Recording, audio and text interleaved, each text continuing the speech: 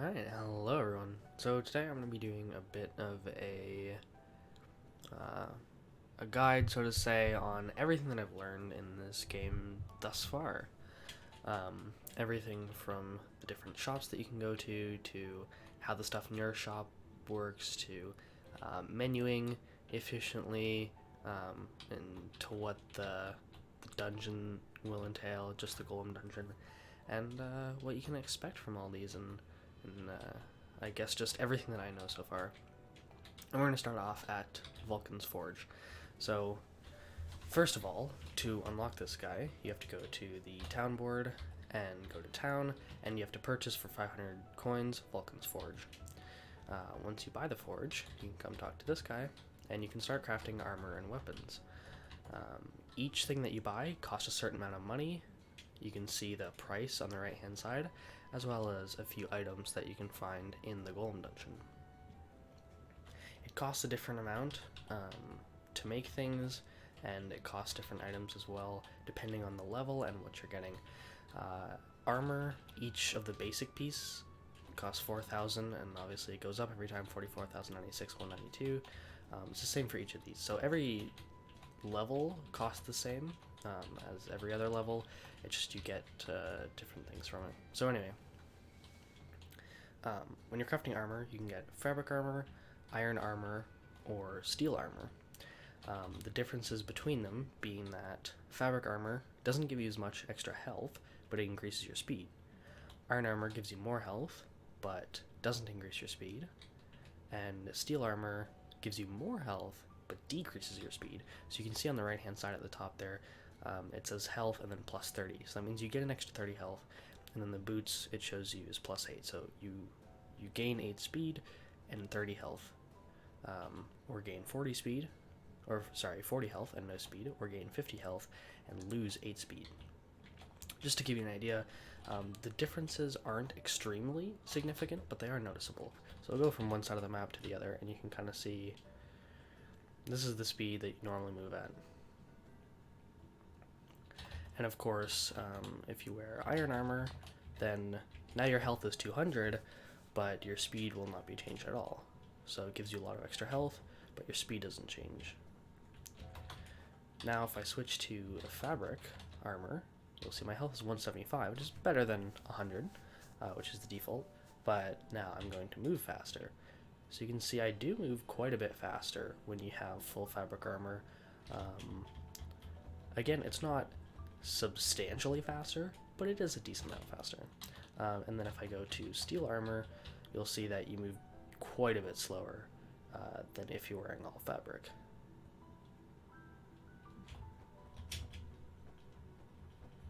But, of course, my health is 225, so you can get more health at the cost of speed. So whatever you want to do is based on whatever you like. If you like having more health and being able to take more hits, then do that. If you like, dodging and getting around faster, then go for speed. Whatever floats your boat. So now I'm going to go through some of the different weapons. So when you're buying a new weapon, there are 5 different weapons that you can buy. Sword and shield, big sword, spear, gloves, and bow. The basic one, for some reason, the default selection is actually the top one here, and it's not this one. The one on the left is actually the basic one. It costs 1,000 for each of them to get the basic one. This is the first one that you're gonna get. And every time you make another one to go down a different path, you're gonna need the basic one. So you see, the required recipe for this one is the basic shield and sword, and the required recipe for this one is the second level shield and sword, and the required recipe for this one is the third level shield and sword, and so on and so forth. So you need each previous level to get to the next one. Now, if you make the basic one and then go to the top path, you'll see that the damage keeps going up. So if you see the little sword there, it's plus 20, plus 50, 150, 250, 400. But if you go the bottom path, you're going to get less damage, but you're going to get effects. So that's 40 damage with stun effect. That's 110 damage. I'm not sure what that effect is yet. I haven't found it yet. 175, obviously, fire damage, 300 electricity. So you'll see the damage is significantly different between the two, but you get effects. And this is the same for all of them. Although big swords as you see, decrease your movement speed. So again, this is another thing, you can do more damage, but you move slower. This is the same for each of the items. You get more damage if you go for the top path, but you get different effects if you go for the bottom path. So I'll give you a bit of demonstration of each weapon, just so you can see what they're like. So the very basic is the sword and shield. Your primary is a swing. You can get 3 for a combo, so 1, 2, 3, and then you have a little bit of a cooldown before you can swing again. And your secondary is a shield. This blocks all incoming damage to a maximum of 3 in quick succession. So if you take a hit with the shield, and then take another hit, and then take a third hit, the fourth one will not be blocked by the shield, and you will still take the damage. But that's only in quick succession. So now, the next one on the list is the training big sword. The primary is a big swing that can also be comboed in 3. 1, 2, 3, and then there's quite a long cooldown before you can swing again. The secondary is a charged swing attack, which goes all the way around you. It's an area of effect, so everything within range is going to get hit by the maximum damage. It's a very powerful attack. You can't move while doing it, and you can barely move while doing the primary, but yeah, it's the big sword. Then the next one is the spear. The primary is a long distance jab. It's the longest melee weapon. Again, it combos in 3. I think all weapons except for the bow combo in 3. So it's the longest range melee attack, and so that's the primary. The secondary, you charge it up and you can change your direction, and you'll charge in that direction. It is piercing damage, so whatever you run into, you'll go through it, and you can change where you're going while you're doing it. So start the charge attack and go like straight one direction. You can't go backwards, fortunately, but you can go like you know, up and down, side to side, stuff like that. Anyway, that's the spear. Then we move on to the training gloves, and the training gloves, they're the fastest weapon, and they do quite a bit of damage, but obviously they leave you pretty vulnerable, and they're pretty short range, so you have to be very close to use them, but you can still move a decent amount while you're doing them. And the secondary charges very fast. The secondary is kind of a lunge attack. It does quite a bit of damage, and it charges fast too, so it's really good for comboing and doing quick damage. It's a very fast weapon, but of course it puts you at risk that if you can't kill them fast enough, then they can probably kill you. You can change direction while you're doing the secondary, by the way. The training gloves and the spear are the only weapons that you can use on a diagonal. Yeah, and so that's it. Oh, sorry, there's still the bow. So if you use the bow, the primary is just a single shot. It actually moves you back a little bit, so make sure you don't fall off the edge while using this weapon. The primary is just a single shot, and you can fire it just as many times as you like. You don't need ammo or anything. The secondary is a charged shot, which does quite a bit more damage, and you'll see it travels in a straight line here, but if you use it against an enemy, then it'll kind of travel towards them, it'll swing towards them. And you can't really aim the secondary, but it'll hit things. This secondary is also piercing damage, so it'll go through whatever enemies it hits, which means you can hit multiple people in a row, but the primary gets stopped by objects and enemies, so once you hit one, it stops. Yeah, so then you can see I have a rusty short sword, which does stun damage, so whenever I hit someone with this, they're temporarily stunned, which means I can often get off 3 or 4 combos when they can't attack at all. So I can get in a lot of damage by the time that they have to attack at all. And you can see I also have training gloves with the same effect for the same reason, just because I'm trying out. And the first effect that you unlock is stun damage. So, as far as menuing with equipment goes, pressing Z will switch whatever item you're holding. You can see I have 2 items equipped. For my weapons, I have right now gloves and a sword. And pressing Z will switch whichever one I'm on. You can't switch while you're attacking, but once you're done your attack, you can switch and then go between them. Pressing C on any weapon will equip it. You can switch where you're equipping it, so as you see right now the sword is equipped. You see the little green thing beside the Z there. So if I quick equip that C with any of these, it'll go to that slot, and then I can switch my Z to be the other one. So using Z you switch to the other weapon, and then you can quick equip, which is again C, whatever weapon you want there. By the way, the reason that bow is shining is because it's enchanted, and I'll show you what that means in just a minute. So that's how you equip your different weapons. So if I want to go back to what I was using before, say my secondary, I want it to be the training gloves with the stun, or sorry, I guess it's not training gloves if it's the second one, stun. I don't know what you'd call them. Anyway, and then if I want, let's say my other sword here, then I can do that. Or if I wanted like like the big sword there and then the bow there, I can do that, and so on and so forth. And then for armor, if you use quick equip on any of the armor, then it will just automatically put it in your armor slot. And whatever armor you click after that, whatever you quick equip after that, will immediately go back to whatever slot you're on. So if I quick equip this helmet, it'll replace it with that one there. And so you can see you can switch it out just like that, and it's pretty easy to switch to whatever weapons you want. Now you probably noticed that I have some other items in my inventory here. This is just to show you that you can use a potion while in your inventory, although you can't when you're in town because your health is maximum. But generally, if you're down a few potions and let's say you find another one, if you quick equip it with C, then it'll automatically join the stack over there.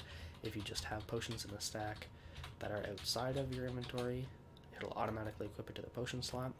You can also get amulets. And you can have 2 equipped at a time. So I have a few here just to show you. If you press E, it'll show you what it does. This one cancels fall damage and any slowing effects, which of course is like slime and stuff like that. But you get less enemy drops. I didn't find this super useful, so I didn't use this. This one, you can resist shocking attacks. Alright, so at the top of my screen here, you can see that there are different screens as well. So you have your inventory, your wish list, I'll get to that in a second, and your notebook, which is your, I guess I call it merchant book sometimes, but notebook and merchant book.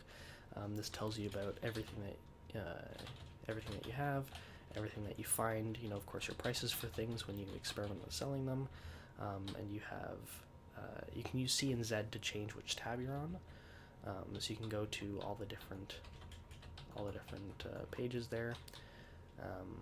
You have your merchant book, the Golem Temple, Forest Temple, Desert Temple, and then the Tech Temple. Your inventory here, so just to explain what each of the different slots are, so you have your weapons up here, everything that you equip over here, potions, amulets, armor. This is your backpack, and these I kind of refer to as your pockets, or whatever you have on your person. If you die, this stuff all here is saved. So anything you have in these slots is saved. You keep that if you die. Anything in here, you lose. So if you die, whatever items are in these slots are gone. These items over here are saved, and these items here. So anything you have equipped, and everything you have in your quote-unquote pockets are saved. Everything else you lose.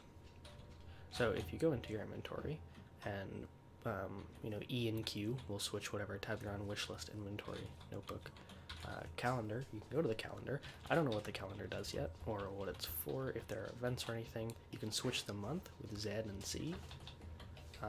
Again, I don't know why. I haven't seen anything in the calendar yet. I can't use the search buttons, nothing shows up on the right, so I don't know what this is about, but it's a thing. The wish list, if you decide that you want to make something, so let's say I'm like, okay, I really want to get this, let's say something that I don't have the materials for. Let's say I have the materials for everything. I don't know, but let's say I want another great big sword, for example. So let's say I want to craft this one. If you add it to your wish list, you can go to your wish list, and it'll show you like what your what you're wanting to get and everything that you require to get it. And also, if you go into your inventory, it shows you a little star over things that you need. So to craft the second level of the big sword, you need the first level, and that's the first level. If I go and get some of the items required to craft it, you can see they all have stars with them. So it's not that you need that many, but starred items are ones that you need for stuff that you want to get. That's all inventory and weapons. Now I'm going to quickly show what potions do. So if you go over to the wooden hat, as the place is called, you can get potions and enchantments. Potions, these are all the different health potions that you can get. You can get different sizes of them. For health potions, you can buy it with just money, but it costs a lot less if you buy it with slime, which is why and slime doesn't really sell for a lot, so I collect a lot of slime so that I can just buy as many potions whenever I need them, and I usually have like 10 whenever I'm going into, a fight that I think is going to be difficult.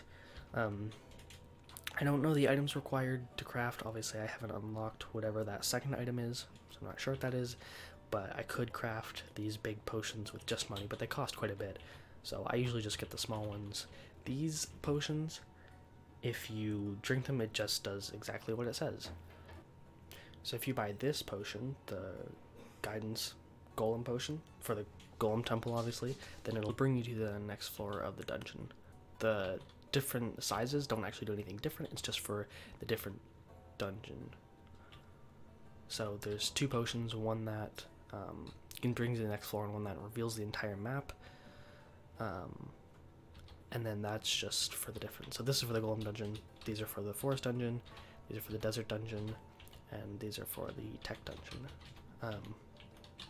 Just to see, I'll get one of each of these, just so you can see the effects that they do. And then for enchantments, enchantments will give your armor an upgrade based on whatever you have currently. So the easiest one to see is the weapon. So if you buy an enchantment for a weapon, it'll just do more damage. So I currently have an enchanted bow, which means my bow does a little bit more damage than the default bow. So you can see if I were to upgrade my set of gloves here, it would go from 40 stun damage to 64. And if you upgrade your sword, it goes from 25 to 32. It doesn't change the speed though. Armor is different, however. So if you upgrade any of your armor, you'll see that the stats don't actually change, but it gives you more defense.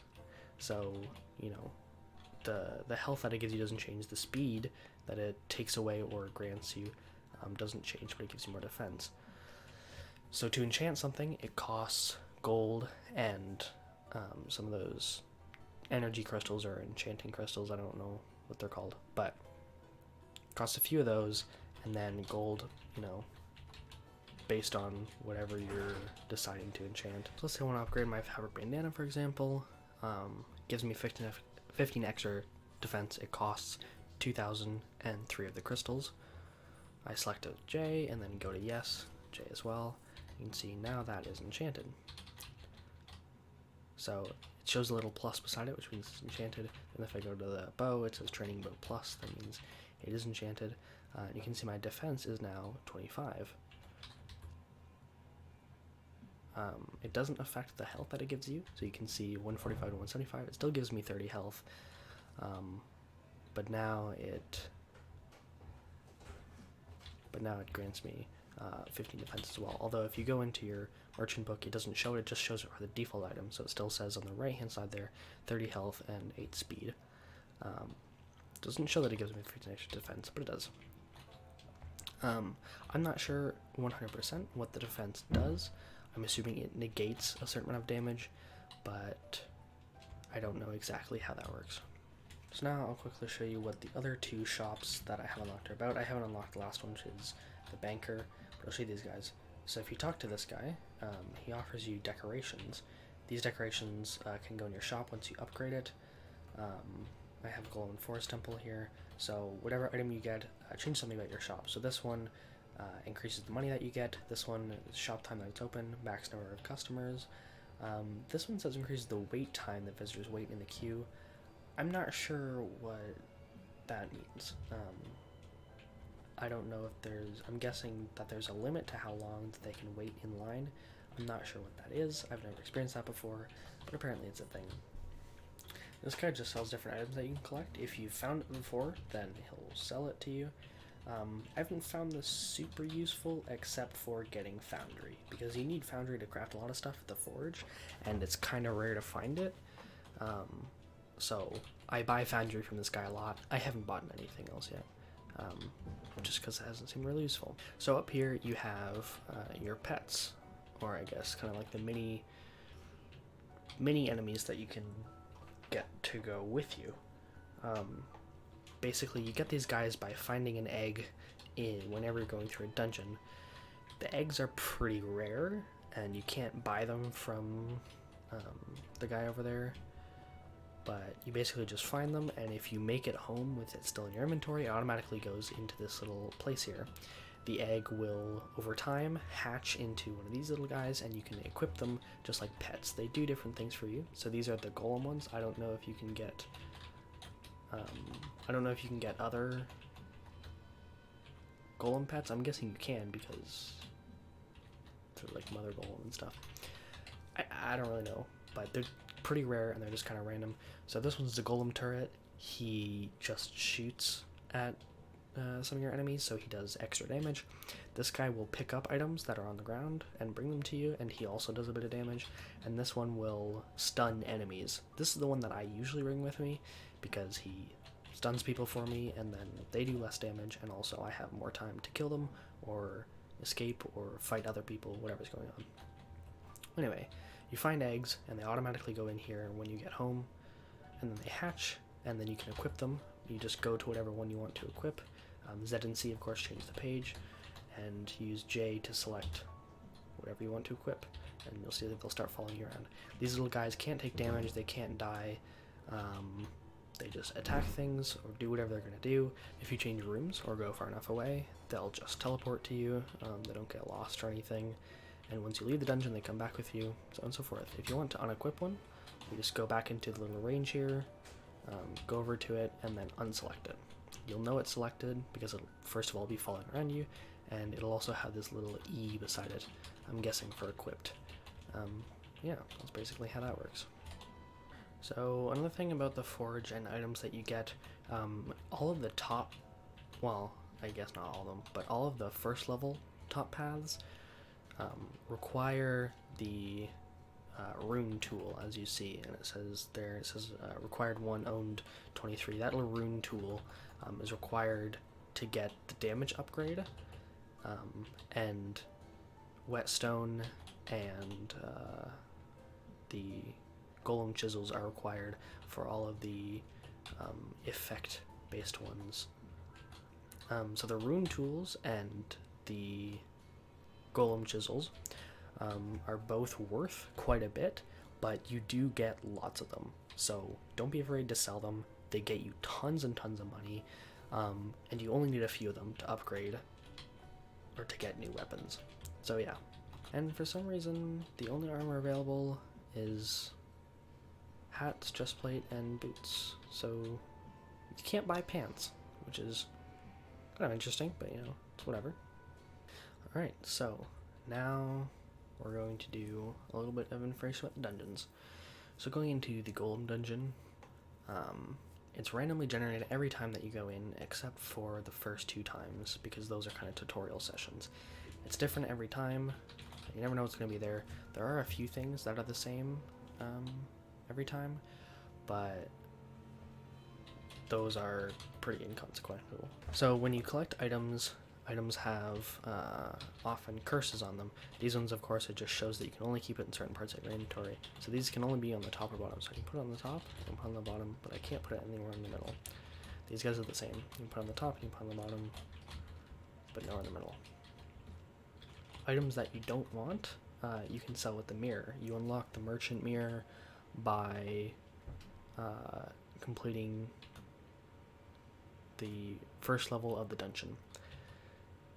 Once you complete the first level, you get the mirror, and you can sell things one of 2 ways. You can either pick up the little slime thing and go over items that you want to sell like that, or you can take the item and put it into the mirror. If you have to sell a lot of items in a row, so for example, if you have like, 5 items in a chest you want to sell, I recommend picking it up and just going over to it, because then you can just sell them all in a row and you don't have to bring it back to the mirror. So for example, if you want to sell all these 3, I can just do that, and then we're good.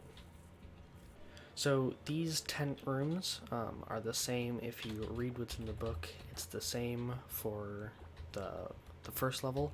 There is a tent room on the second level as well, and it has the same book, not the same as the first level, but it has the same book as the second level every single time. There's nothing in the room that you can do, or at least nothing that I found. Maybe there's a secret or something, but it's generally just you read it and then you leave. And I kind of refer to it as a lore room, because you can read a little bit about, the lore of the game, whatever. It's the same every time you come here. It's the same room for each level. I think there's always one. There might not always be one, but I'm pretty sure there is. So a few things that I can note here. Going through slime slows your movement speed. It doesn't damage you or anything, but when you walk through it, it slows you down considerably. You can still roll in it and attack it and everything, but you just move a lot slower. Another thing is that these little tables that you find around that you can break just by walking through, I've never gotten anything from them. So maybe it's possible to get something from them, but I never have. Sometimes little things jump around. You can see I just squashed a bug there. There are a few rooms that have little those. Again, they don't do anything, but you can do that. So yeah, the tables don't drop anything, but the pots sometimes do. So you can see I just got an item there. It's actually pretty lucky. So the chances are very low, but they do sometimes drop something. Just in case you're wondering, here's another bug. You can see it just moves around the screen like this. It doesn't actually do anything, but if you walk over it, you can crush it. So at the end of every level or floor of a dungeon, there is a room with a pool in it. And there's a little thing that you can read. This thing that you read is always the same. It's about tools disappearing. If I find the room, I'll explain that later. But anyway, this pool, when you stand in it, you can see it's a bright blue. It'll give you health back. Now I haven't lost any health. You can see I'm still 175 or 175. Don't mind the orange thing next to it. But this will restore any health that you've lost while going through the course of the dungeon. It slowly turns gray the more health it gives you back, and it can only give you a certain amount of health. I'm not sure what the max is, but there is a max amount of health it can give you. And once you drain that, you can't get any more health from it. So once you get to this health room, that means that you're about to face the boss. When you go through the door will close behind you, and you'll be met with the boss of whatever level you're on. And if you've lost any health during the fight, a little tip for you can go back to the life pool, and if it hasn't been completely drained yet, then you can take some health from it. There you go. And then you can go into the next floor. Going on to the next floor of the dungeon doesn't save anything, it doesn't save any progress, so once you leave the dungeon, you'll return back to the first floor. So going to the second level for the first time, you will unlock the mirror. Going to the third level for the first time, you will unlock the portal. And I'll show you what both of those do later. So I'll just show you what the floor potions use. So the reveal potion reveal the entire map. The guidance potion will guide you to the next floor. So I'm going to use the guidance potion, and you'll see there are little fireflies. So I go to this door, and then it'll mark the next door. I don't actually have to fight these guys. Some rooms, you don't have to kill the enemies, and the doors are open. But most rooms, you have to clear all of the enemies out before you can go through the doors. All rooms with a chest, though, if there is a chest, you have to kill the enemies before you can go through the chest. So you can see the fireflies kind of guide me door to door, and now I know where the boss is. So there's another health pool, of course, because it's the room before the boss. This message is just going to be the same. Well, it's the same for this floor. It's not the same as the first floor message, but it's the same every time you come here. So just to show you here, this is what a pool looks like when it is empty. As you see, my health isn't going to max. This pool is, in fact, completely empty. I can't get any more health from it, and it is used up. So now I'm going to show you what the portal looks like, and what may or may not be a glitch with it. So if you go, so the first time you get to the third floor of the dungeon, you unlock the merchant emblem. If you go to this emblem and press J, and then go to yes, it costs you 2,000, of course, to use it on the third level. It costs you less for earlier levels, but it creates a little portal for you, and you can just walk through it. It's not an object you can interact with. You can put this portal up wherever you want, and if you go into the portal, then it'll take you back home, which of course restores all your health and saves all your items for you. That's another thing I forgot to mention, is that going back to town does restore all of your health and everything. So then you can go about your day, do whatever you want, buy whatever you want. You know, for example, I can go in here and drop off a bunch of my stuff, although I think my chest is pretty much full. Yeah, so I can't drop everything off, but anyway, you can drop off whatever you want. You know, buy some new stuff if you need to, get a few more potions, and then once you're ready, you can just go back through the portal, and it'll return you right back to where you were. The portal will stay up, so you can use it again if you don't die, and I don't know if it stays if you complete the dungeon or not. But one interesting thing that I noted with it is that it unlocks the entire map for you. So if I come into this room and open my map, you can see it's now entirely unlocked, and I can also see the way to the end of the dungeon. I'm not sure if this is intended, but it's a thing.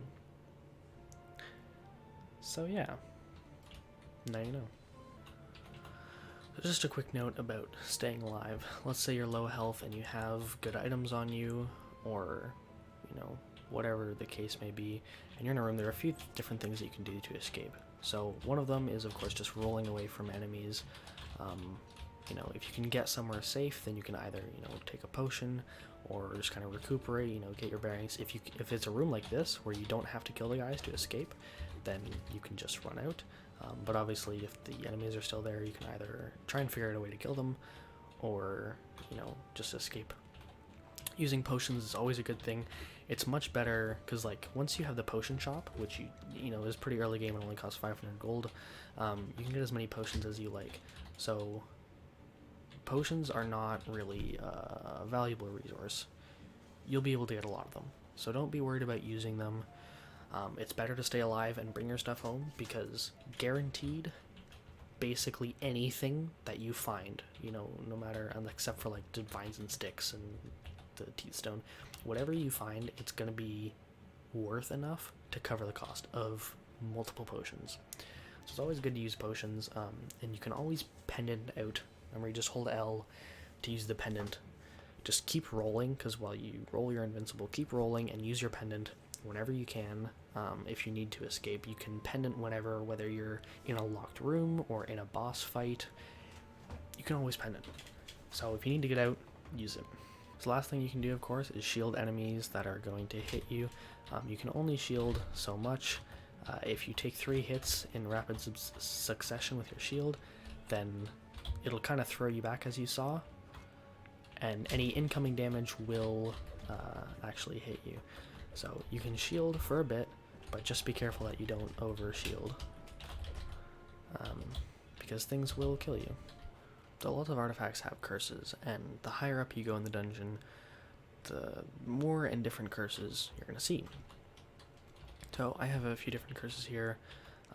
One of them is the unknown, so you don't know what it is until you leave the dungeon, and the other one is the home curse. And you can actually use this to your advantage. So if you have something that doesn't stack with other items, or you have a rare item or whatever, you can send it home by putting the item, you know, whatever direction it shows. So this one is, it shows the arrow beside of it. If I put it beside here, it'll send it home. And I can do that again with the other one. So now the curse is gone because it used it. So I can send this one home as well. And there we go. So just to quickly show you guys some inventory management stuff, if you press J on an item, it'll pick up 1 from the stack. If you press J on the stack again, it'll pick up more every time until you pick up the whole stack. Pressing J again will put it down.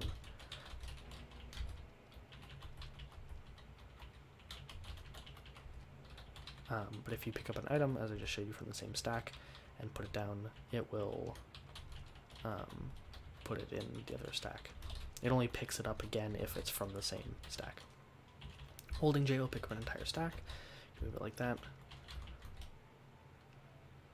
Pressing C will move that whole item slot, or the whole stack, to the other inventory.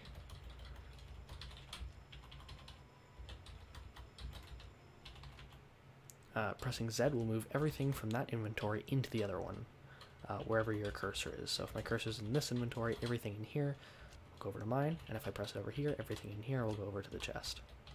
Pressing R will sort. There are a few different ways that you can sort, depending on what inventory you're in and, you know, what you're looking at. So these swords, just like the boxes from earlier, even though you can walk over them and break them, they don't drop anything. They're just kind of a decoration. So sometimes in a dungeon you'll find, or in the Golem dungeon, you'll find these little forest rooms. If you go in, there's always two enemies. One who does a little fan of air at you with a leaf. Pretty easy to kill, and drops some leaves and stuff. They drop different stuff every time.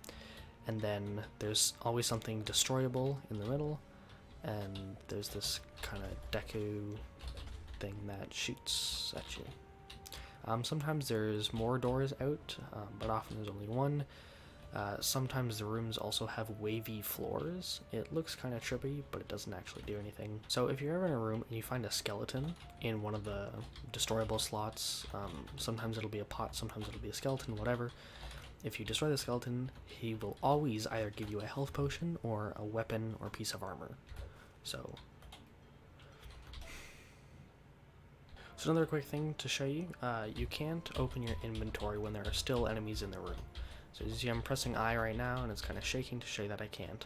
I can't go into my inventory, but once I kill this guy, I will now be able to. So some little tips about other curses now. You can see this curse is a copying one, so whatever is shown in the direction, it will copy that item when you get back to town. You can actually use this to your advantage, especially if it's on a good item like the chisel. The best ones you can find it on are the maps, books, rune tools, and chisels. So if you find it on a chisel, for example, you can actually use this to your advantage by copying an item that's worth less, like these, or, you know, sticks or vines or leaves, whatever. You can copy this item, go like that. Now, if it is a valuable item, like I believe the chisel and the rune tool and the map do it, if the number is high enough, like for example, I often do stacks of 10, it will half it to 5. I don't know if 5 is the max or if it exactly halves it, like if you did 6 it would go to 3, but it does return less. However, other items that are cheaper, like this water bottle, or I think the book as well, if you copy a stack of 10, it will give you all 10. So you can get some insane stacks of items by using this to your advantage. So this curse will break if you get hit too much. I have never really had any problems with this, although my suggestion is to, if you ever have another item with a curse that lets you get rid of another curse, which sometimes you do get that one, it's good to use it on these ones, because then you know that you can keep the item no matter what happens. But yeah, you know, keep these. If you get a curse like this, where it destroys an artifact in whatever direction, then you can just put that at, you know, whatever side of the inventory. If it's facing down, put it at the bottom. If it's facing to the side of the corner, put it on one of the sides, or, you know, at the top or something like that, and that way it doesn't destroy anything. And one last tip, if you put an item with a curse that has an instant effect, for example, this one, send something home, the copy one doesn't apply, but this one sends something home, and there's nothing here that you want to send home, you can actually save the curse by just putting it in a slot where it doesn't affect anything. So I can put it there, and now I can save that. This also happens with the curse that will clear the curse of whatever is it's pointing at. If there are no curses in your inventory that you want to get rid of, so for example, you might be fine with keeping this one because it's actually a good one, or you might be fine with keeping, you know, the question ones, or this one because it doesn't really have an effect here, you can save that by putting it in the side of your inventory, or of course the bottom, whatever direction it's facing, so that it doesn't affect anything. And then whenever you're ready to use it for whatever you want to send home, let's say I want to send home you know, this wind tree egg. That's actually cool that I got an egg. Those aren't very common. But anyway, so let's say I want to send that home because I know it's valuable. Once I find this and I'm like, okay, I'm ready to use this, you just put it wherever the effect is and send it home. And there you go. So once you beat the 3rd level of the dungeon, you get to the health pool. You go into a room, there's going to be a few more enemies to fight, so it's not actually a boss room right away. So using the pendant will bring you back to town.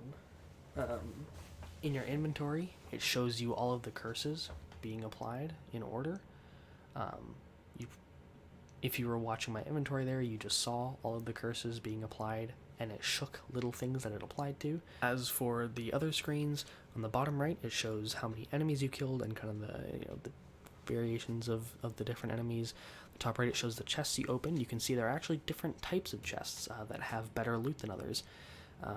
There are brown chests, gold chests, and purple chests. Purple are the best, gold are pretty good, and of course brown are just your average ones. Now above the little thing where it shows the chest that you got, it shows how you got out of the dungeon. So here I used the pendant to get out, so it shows that I used the pendant. If you died, then it would show whatever enemy killed you. It wouldn't show a portal, however, because you technically haven't completed your run of that dungeon. Once you go back through the portal, you can still kill more guys, collect more stuff, and then when you leave, whether it's dying or pendanting, then it'll show you however you left and everything that you killed. But using a portal actually temporarily pauses whatever journey you're on. A quick tip here for when you see item stacks. Many items stack in 5, this including broken swords, white stones, hardened steel, golem chisels, rune tools, golem volumes, fabric, those will stack in 5, but many smaller items stack in 10.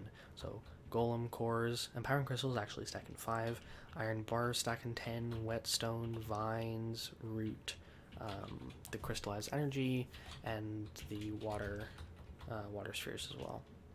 Alright, so now that we're here, I'm going to show you guys a few things about the shop. So first, placing stuff you have. Once you upgrade your shop, you'll have the decoration table here, and you can change whatever. You can buy new decorations and get different effects from them. Currently I have one that just gives me more money, so people are more likely to give me a tip. Then you have tables. Of course, once you upgrade, you get more tables.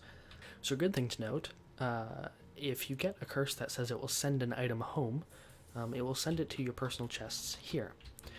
Now, I'm not sure what happens if those chests are full. Maybe the curse doesn't work, or maybe it just destroys the item, or maybe it destroys another item that's in your chest. But anyway, it sends it to one of these chests. So you only have one when you first start off. When you upgrade your store, you get another chest, but it will send it to this one. So just make sure that you have some open slots so that if you ever get that curse, you won't be losing stuff. So now I'm going to talk a little about the day cycle and saving the game. So there is a day-night cycle in this game. Of course, it only goes between day and night. Right now it's daytime outside. And depending on which of it is, changes a few different things about the game. So if it's daytime, you can open your shop. You can't open your shop during nighttime. So if you're looking to sell stuff, you have to do it during the day. You can see it has the option there, hold to open shop. If it were nighttime, then that wouldn't be an option. There are a few things that progress the day-night cycle as well. So if it's during the day and you open your shop, you go through the whole selling process, and then you're done, it will be nighttime. So going through a day of selling does progress the day-night cycle, but of course you can only do it during the day. Sleeping will progress the day-night cycle. If you sleep during the day, it goes to night, and if you sleep during the night, it goes to day. Going into a dungeon will also progress the day-night cycle. So if you go into a dungeon during the day and you come back, whenever you come back, it will be nighttime. And whenever you go to a dungeon during the night, whenever you come back, it will be daytime.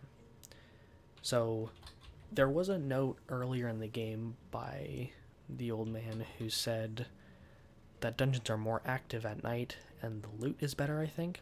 So I think it's better to go into dungeons at night, though I'm not 100% sure if that's actually true, or if that was just, something that the character said.